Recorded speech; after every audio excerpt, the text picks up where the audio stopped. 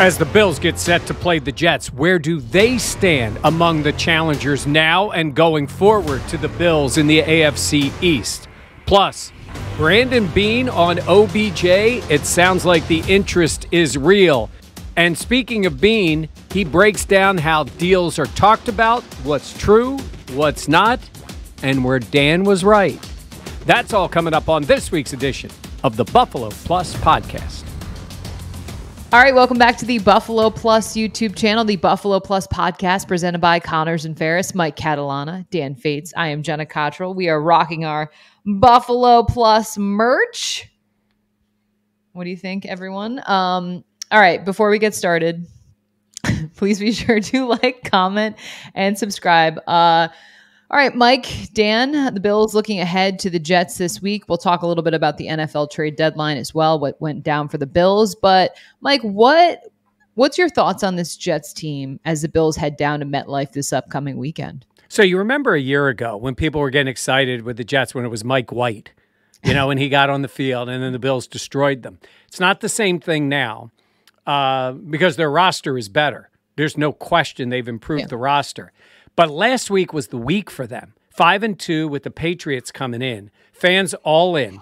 Mm-hmm. And then they struggle in that game. There's boos coming down. It wasn't crazy booing, but Zach Wilson heard a lot of it. So I think if you're a Jets fan, you are encouraged by the roster change that they've gotten guys.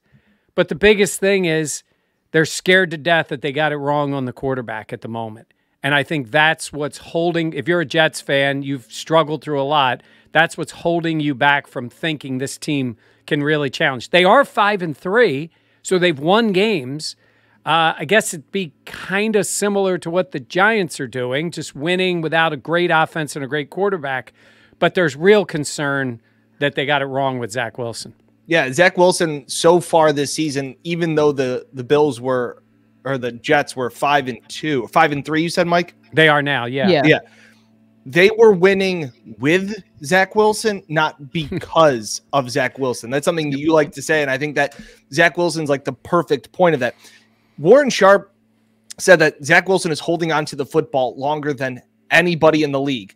Last year, he was the second worst at it, and this year he's actually gotten worse. He's now holding the football for nearly 3 seconds plus. And that's not because he's creating plays downfield. Like, this isn't Big Ben extending the plays. This is just him not knowing what he's supposed to do. And I think he had 18 throwaways last week. Like, that's crazy. Like, they got problems with no Breece Hall now. The offensive line is banged up. This, like you said, this is not a scary offense by any means coming in on Sunday or going to on Sunday.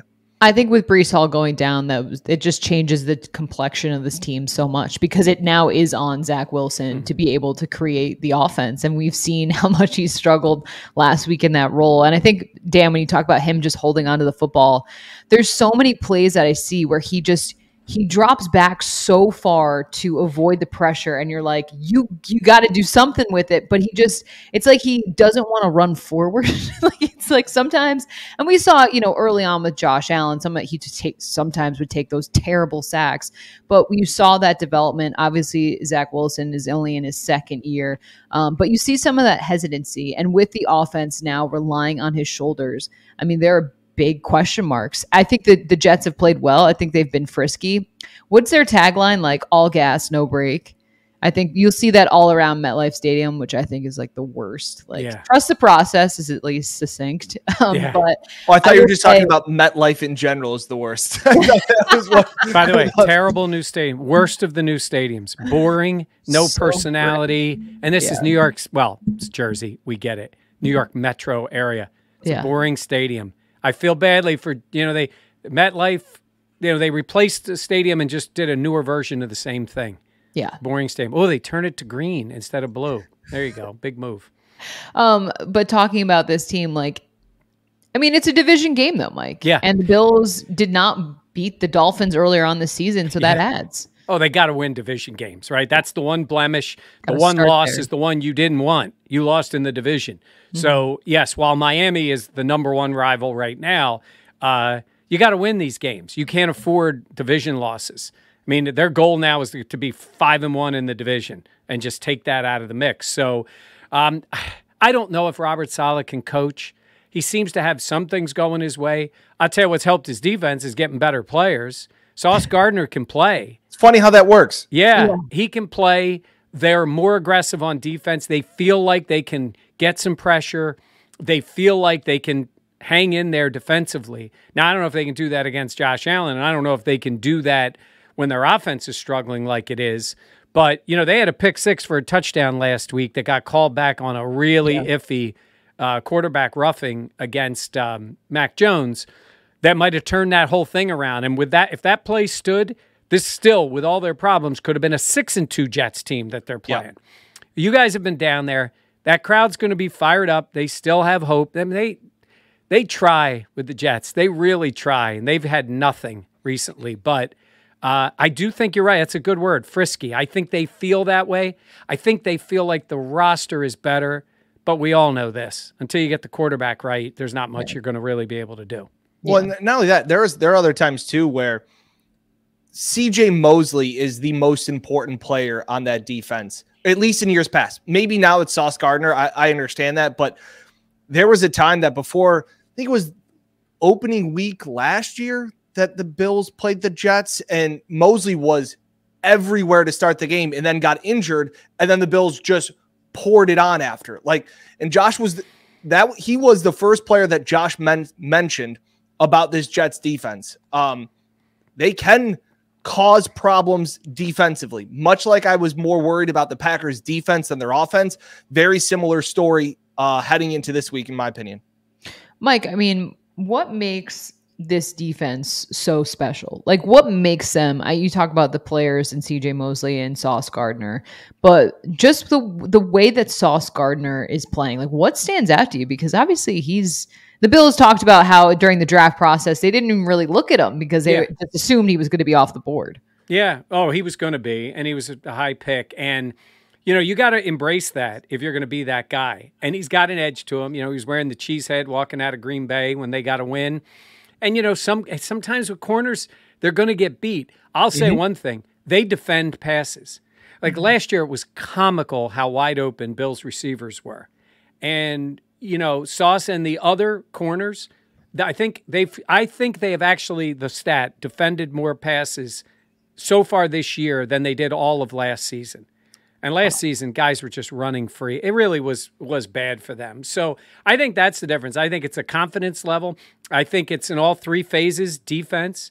Again, you look at the numbers, they've been pretty good. And it's hard to play really good defense in this league with a lousy offense. Yep. Yeah. You know, it's hard to play complementary football when your offense, your quarterback is, you know, we talk with Dan Leberfeld, who covers the Jets, and he's like, his completion percentage is 50%. And Dan knows this.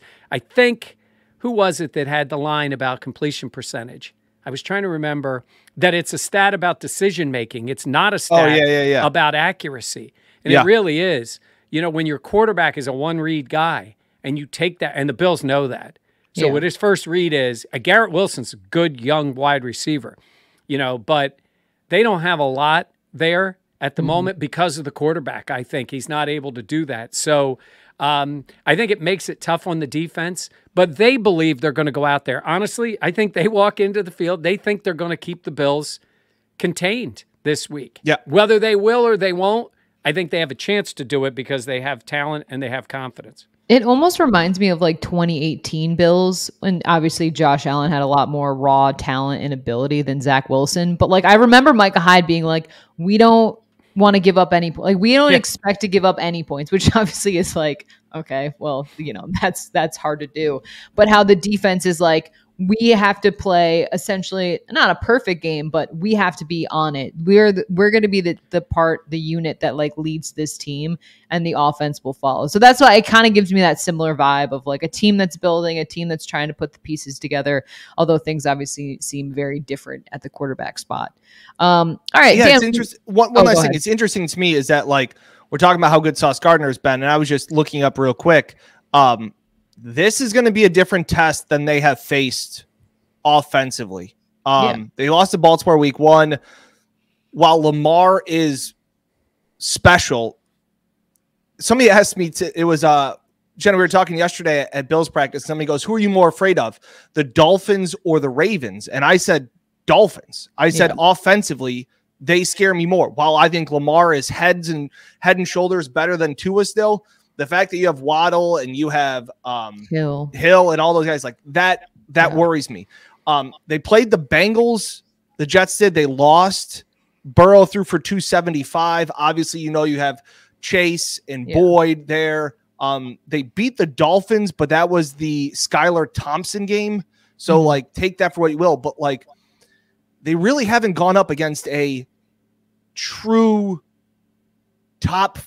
Chase is that borderline of top 5 guy. But besides that, this will be the first taste where we really get to see if Sauce can go up against Stephon Diggs or even Gabe Davis and try and shut them down. So that's sometimes you got to look at stats with context, and this will be the real test, I think, for Sauce. And Jenna, step up in weight class. I'm sorry. What I was trying to when I look at the whole division, and we're not. This is not Dolphins week, but obviously the Dolphins are loaded with talent now, and they're pinning a lot on Tua.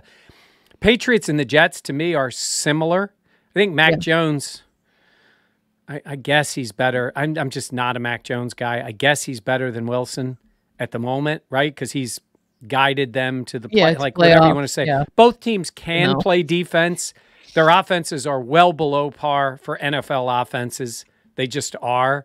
But they are teams that can get after it a little bit defensively, and they'll see how it matches up. The question is, can they score enough points to stay with the Bills? The Bills are that team. And we think the Dolphins have at least shown explosiveness. The Jets and the Patriots were pretty evenly matched teams last week. Like I said, that call was a massive one in the game that it could have gone either way. But the division is better. There's no question the division is better. The Patriots are, maybe took a little step back. They weren't great last year, but they hung in there.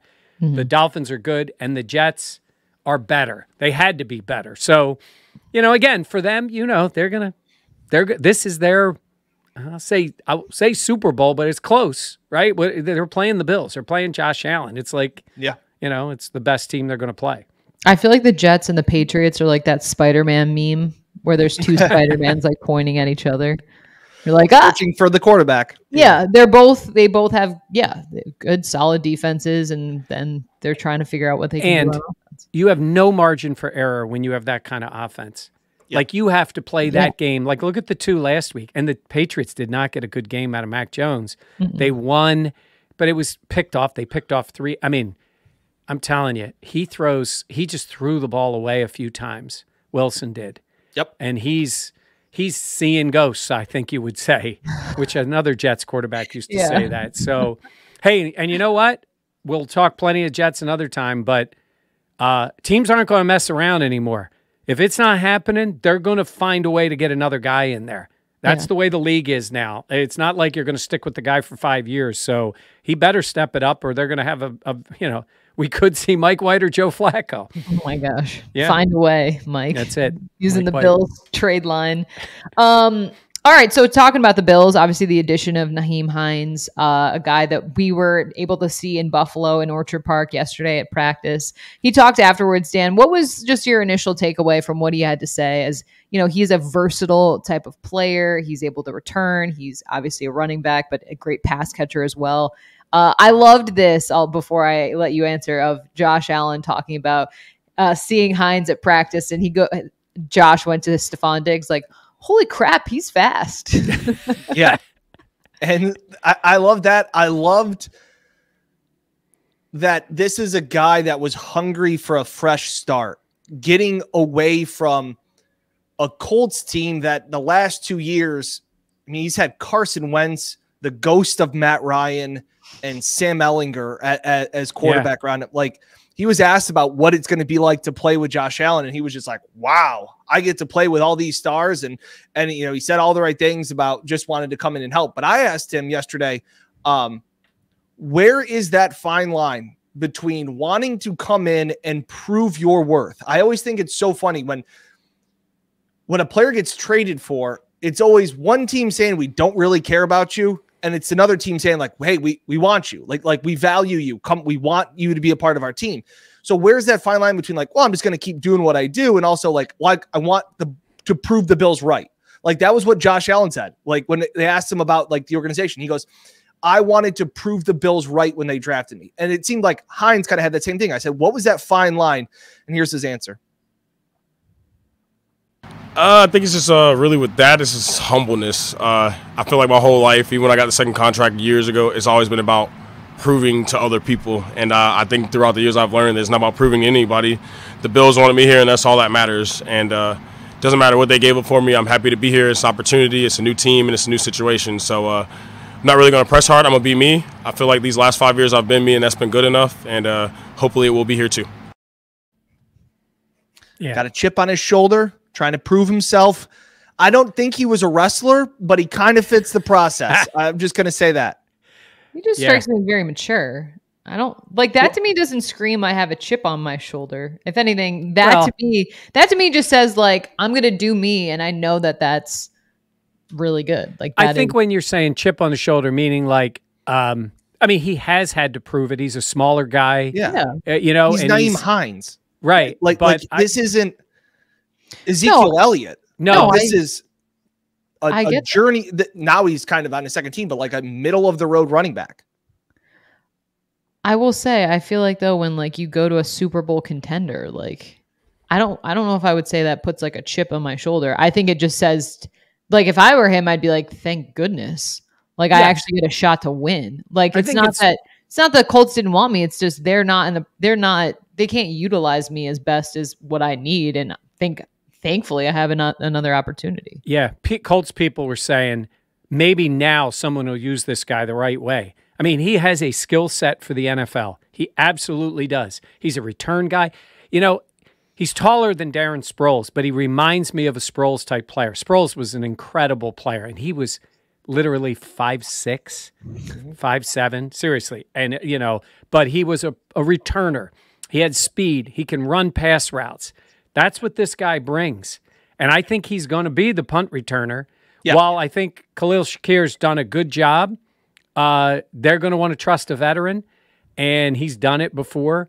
And I think that element of speed out of the backfield, and not just the ability to catch the ball, but to catch the ball down the field too, which is a different skill set for a running back. Mm-hmm. You know, they're not built normally to track the ball. He does that. And I think it's, you know, and Beane talked about it, Jenna. He said they looked at him in the draft. They looked at him in 2020. They saw him get to the Bills in that playoff game. Yeah. And he made some plays in that game. So they've had their eye on him, and now they get him. And I think his skill set fits. And, you know, moving on from Zach Moss, nice guy. He needs a fresh start, but that was an easy call for them. Yeah, I think it makes sense. And I mean, I think the price was definitely right. Yep. I mean, considering, and I think the piece about him being the return guy and just having, I mean, Dan, you even talked about it yesterday, like having Khalil Shakir be able to focus on one job, and just how much that gives him just to be able to, you know, have his attention where, not saying where it should be, but just let him have the ability to kind of flourish there as opposed to diverting what he needs to focus on. Yeah. Take something off the rookie's plate and just have him focus on, you know, becoming more comfortable in the slot or in the offense. Makes a lot of sense. And the last thing on the return game is they always had the backup of, well, Micah Hyde will catch the punt. Correct. And they don't have Micah. So you have a veteran, and you do have Shakir if you need him in there. And, you know, that's an issue. And and that's one of those, may not be for 50 returns a year, but it might be for that one in the game against the Dolphins or the Chiefs in the playoffs. Yeah. And you want him to catch it, move it forward, you know, not necessarily a touchdown, but which would be great. But I think that's what they're looking for. Yeah. All right. So we got to hear from Brandon Beane on Wednesday at practice. Was asked a bunch about the NFL trade deadline. And then, Dan, he was also asked about Odell Beckham Jr. and just kind of what the conversations have been like around the wide receiver. What was your takeaway from what Beane had to say? He's a heck of a talent. And this isn't the first time we've asked Beane about OBJ. We've talked about that. Von's been recruiting him heavily on social media. So is Trey White. Trey White said he sent him about 2,700 Buffalo Bills emojis. Yeah, I think that Beane is I think Beane's a constant guy that's calling teams and constantly checking in, always trying to improve this roster. I think most competent GMs are doing that. There's only a few teams, though. It is going to come down to me, guys, is what does Beckham want? Does he want to be the guy? Right. Does he want to be the guy and get the money? Or does he want another ring? Now he has the ring. Now, what does he want? Because there are a couple of other places, and I know Mike Florio today was on his show on NBC and was saying that it's only a matter of time before OBJ signs with the Bills. That would be great. I have been saying that since training camp, that I think would absolutely fit well into this offense. He's not the diva that he was when he was with the Giants and the Browns.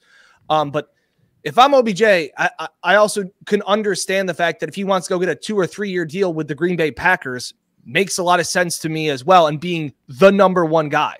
Yeah, it could be in Green Bay. The other place he could go is Dallas. Yep, Dallas, absolutely. Dallas needs another weapon. Yep. But you know what? I look at the Bills' offense at the wide receiver position, and we've talked about this a lot with Gabe. Gabe Davis's role is huge for this team because he can get deep and make those plays. But what have we talked about with Gabe? He's not the consistent 5 for 75 guy. He's not. His numbers are big, low. Big, low. It's just what it's been. A little bit of injury he's been dealing with. That has clouded it this year. When Gabe goes, he goes big. Yep. But who's their third most dependable guy? It's Diggs. No, third most. Third. I thought you said, Yeah, there's a drop-off. I mean, who do you say is the guy? And we all love Isaiah. He's had an up and down time. He made a nice play last week. Shakir's a rookie. And then you start looking and and you say, who is? So start wheeling out that group of three where it's Gabe, Diggs, and OBJ. But your point about the money is he's going to want a deal. He's a free agent. This is what sometimes fans, they talk about getting other players that are under contract, like Hines or anybody. They're under contract. You fit them in. In this case, he can say to teams, I got 5 teams trying to get me. Who's going to give me the best deal with the most money? And that doesn't mean, Green Bay, sure. But they have not shown an interest in doing that at all for Rodgers. But if Dallas is in it, Kansas City's in it, who knows with Miami? They could be in it. Yeah. I mean, you'd think because the salary cap isn't real. I just want to put that out there again today. Bradley Chubb now got a massive contract. I'm pretty sure Xavier Howard has a massive contract. I'm pretty sure Tyreek Hill has a massive contract. Oh, and guess what? If Tua keeps playing like this, he'll get a massive contract because the NFL salary cap isn't real. End of rant. But my point is, thank you. That rant brought to you by Connors and Ferris. My point is, there's going to be teams going for him. This was different. You traded for Hines. He's coming to the Bills. This is different. There's no trade here. He's a free agent who can sit back. He could come to a team with 5 weeks left in the season. And go to the Chargers too. I don't know what it takes to sign him. Is it going to be he's working out for everybody? I don't think so. Yeah. I think it's going to be a little bit of you got to have faith. Yep. He's got to pass a physical. I get it. But there's passing a physical, and then there's being ready to go. But my thing, too, is that at one point I thought this was kind of going to be like a rental deal, 1 year, sign for this year. If I'm OBJ, I want security that I'm going to be at a place for 2 to 3 years. You know what I'm saying? There's no rental here. Yeah, I'm not signing to play with a team for 6 games in the playoffs with no security. So this thought, originally I had sign him in training camp, get the 1 year deal, see what you can do. And now it's that was stupid of me to think because he's going to want a 2 to 3 year deal. Of course he is. Jenna, there's absolutely no way he's signing. It would be a bad move for him because if he plays, he's got to play over the top great. Yeah. And if he comes back and he doesn't look good, he's shown everybody that. You got to get paid, and he should. Get paid now. He's going to have offers. But, Jenna, what'd you think of being so, basically, I love OBJ too, is kind of what he was saying. Yeah, I feel like Beane is a very smart guy and uses the media as a tool. And I think him saying like he's a heck of a talent, like all this stuff, that to me says that to me, I'm like, okay, there are conversations happening. Now, at the end of the day, like you said, it's got to be two sides agreeing. And what does OBJ want and the security that comes with it? And are the Bills willing to give that?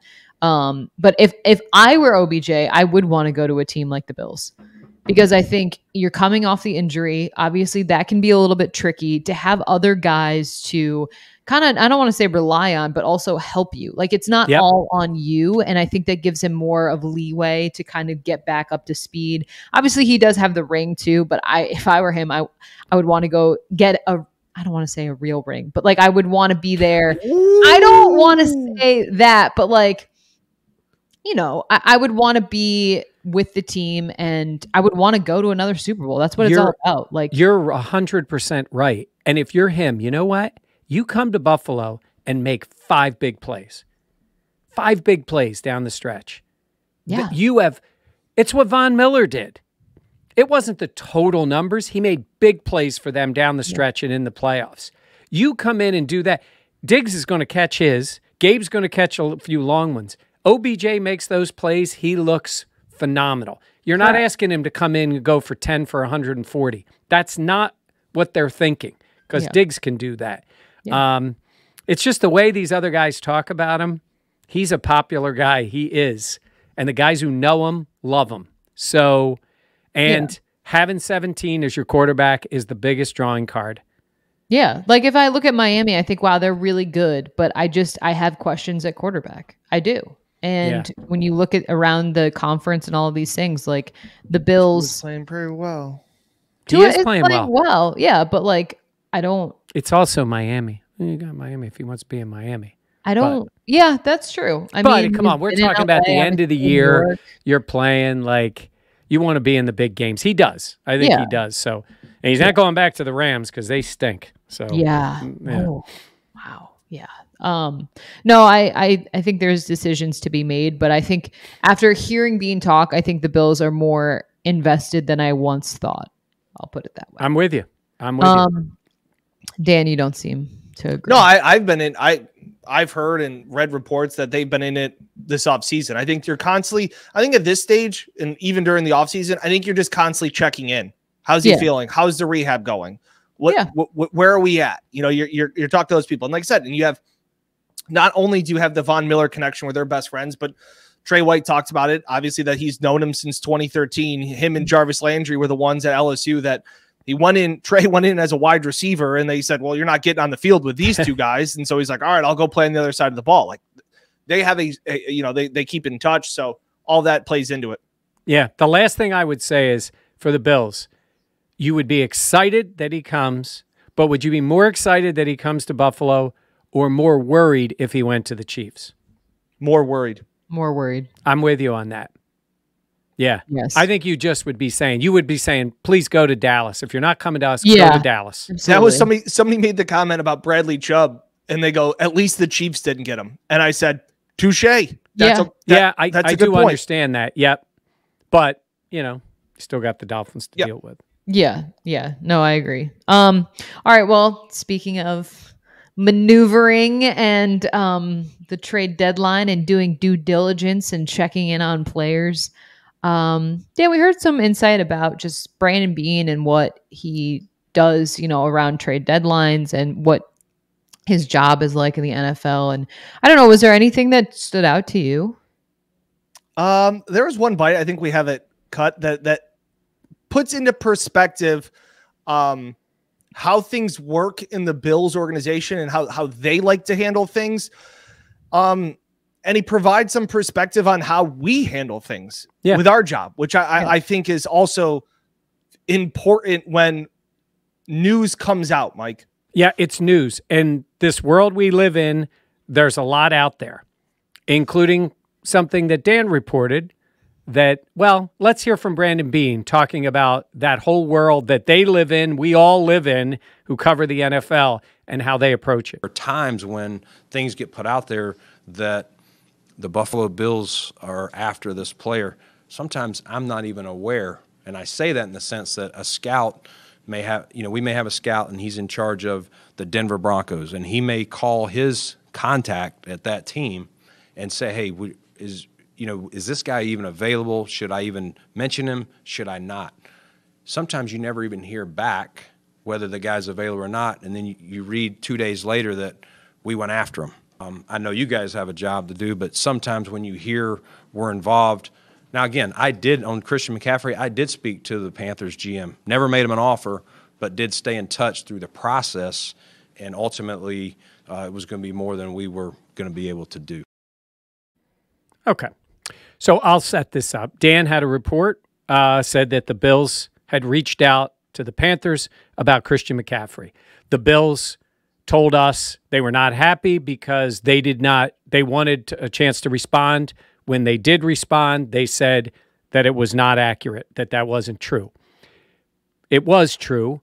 And then from that point on, they've been fine. I think at that time, Dan's report was accurate, and it struck a nerve with the team because in this whole world of trying to make a deal, the more things get out, the more. You heard him just say, one of their scouts reads something on Twitter. That's actually sometimes what happens. Like, wait a minute, is this guy available? And then boom, they're out there asking about it. Then a report gets out. So look, I understand that they're not going to always tell us the truth. It's to the benefit of them. It's not like they're also not telling us who's starting at, right guard and right tackle until they have to. Like, they try to protect certain things. But this is the world we live in too, where we're trying to get information. It's a competitive thing. Yeah. And the information was correct. Now, Dan, you understand why they would say it's not true, because it was of no benefit to them to agree with that. And I also think that things get out because certain people want them to get out. Yes. I think that's very telling. And part of what Beane said in his opening monologue was also saying the fact of, like, all of a sudden people said that we're interested in Alvin Kamara and that we got rebuffed and that the Bills made a trade offer and it didn't happen. I think part of that is also sometimes that gets out because the team is trying to drum up interest from other teams. Yeah. And sometimes I think all of the respected people who are insiders and work for big networks are fed stories or are told things to help facilitate a narrative. Yeah. So there are sometimes when you hear something and go, well, why would that be getting out? LeBron James is a king of it. Like, they are like NBA Twitter and NBA, like this league, all those things. It happens in the NFL too. And so, like I said, I had a source that said that there was contact between the Bills and Carolina the Tuesday after they fired Matt Rule. The Bills at the time told me that wasn't accurate and they were unhappy with the report. We now fast forward. Christian McCaffrey is now on the 49ers, and Beane says he did have contact. So it is a little bit of, I mean, but I like I said, I'm not bitter saying, well, I can't believe first of all, shocking that an NFL team wouldn't be honest. Like, but it's of no benefit to them to be honest. And it's fine if they say, I have no problem with them saying that's not true. Correct. In hindsight, he says it is true. Beane is a pro. He's always been professional with us. He's a great general manager. All those things. He's also doing a job. He's as open as almost any general manager. Even those things we talked about today, like, not all of them say stuff like that. They act like they're covering the nuclear codes, but there are times when it's a absolute strategic thing. And I'm just making this up. They're trying to, maybe they're looking, can we get a deal done quickly before everybody and their brother is in on it? Now, it's not that crazy to think when you fire the coach and you're a mess in Carolina that anybody could be available. You just saw Bradley Chubb get traded because Russell Wilson stunk so far, right? Yeah. This is what teams do. But I do find it fascinating, and I do agree. His point about any contact can get reported. Yeah, and it doesn't mean it's not true, but it's not always as cut and dried. Brandon Beane got on the phone, called Howie Roseman with the Eagles, and made an offer for this guy. Part of it could be true. They could be talking about multiple players. It could be assistant GM. It could be a scout. They're trying to reach out to say, hey, Brandon, this is whatever. One thing I don't believe, if I'm a scout and I'm reaching out to a team about a player, I think I might send an email to Brandon and say I reached out on it. But if he wants to say he wasn't involved in it, it could have been at a really odd level with Kamara. But, hey, look, when all's said and done, they got a guy who I think is going to help them. They didn't give up a ton. Yeah. And we'll see. And also, the guy they were looking at, Dan, is playing in the NFC. So if they see him, they're seeing him in the Super Bowl. So they're not really that worried about it. And it's also part of this stuff, Jenna, is like when you hear it. Like it's just checking in on things that you hear at certain times. Like if I didn't check in that day with a source, then we don't have the Christian McCaffrey news. And that may come out weeks later like it did. So all that too is timing, and that's something the Bills and Brandon Beane, they don't like things to get out. So and they're good at it. And they're very good at it. I think that plays into it. Right. But if they call a team and that team says something to an agent who says something to somebody else, there's the difference. Like Jenna, it wasn't Beane. Yeah, and Jenna, the key thing he said in all that, Kamara and McCaffrey, he did not want the narrative to be that the Bills made an offer on either one of those players. Yeah. And maybe they never did. Dan didn't report that. You reported they reached out to him. So, I think two things stand out to me. One is you're right. There are very few leaks that come out of one Bills drive. Even I think the trade deadline, like it was 4:01 when that trade was reported, and I think that was very purposeful because they don't like other outside factors being involved. That being said, it makes sense why they would be, I don't want to say up in arms, but I understand the reaction to Dan's tweet because there's also a sliding scale, I feel like you said, of like reaching out to a team is a part of the due diligence of being a good general manager and a good scouting staff. Yep. And I think sometimes and like Dan did not say there was an offer or anything like that, but I think sometimes we all read into what we see so much. Yep. And so there's a lot of factors at play, but no, I mean, it makes sense because of, Twitter is a very powerful tool. It is. It's incredible kind of how things, even when it's, just a simple tweet, how things can kind of be implied by the reaction kind of, my mom always told me, like, when you're reading a text, sometimes you put the meaning into it. Oh, yeah. And I mean, that's very true. So, and we'll end with this. Shout out Val. Shout out wearing a scarf soon.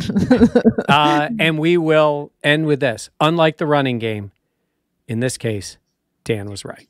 Dan was right. Wait. 1 sec.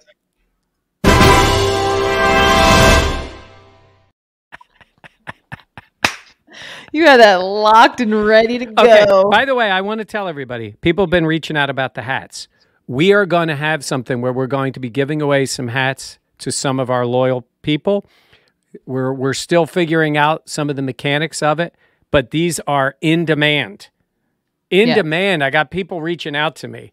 Everybody wants the Buffalo Plus look, so we will let you know when the hats are out. Yeah, and if there's another form of merch that you all would be interested in, just to give us ideas for maybe the future of the Buffalo Plus YouTube channel, please drop a comment of some of the things that you would like to see. Yep. Just to see.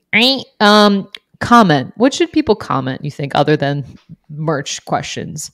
To me, I think the biggest thing is OBJ. Like, in that case, do you want him? Or are you worried about him going somewhere else? Yeah. Okay. That's Agreed. fair. All right.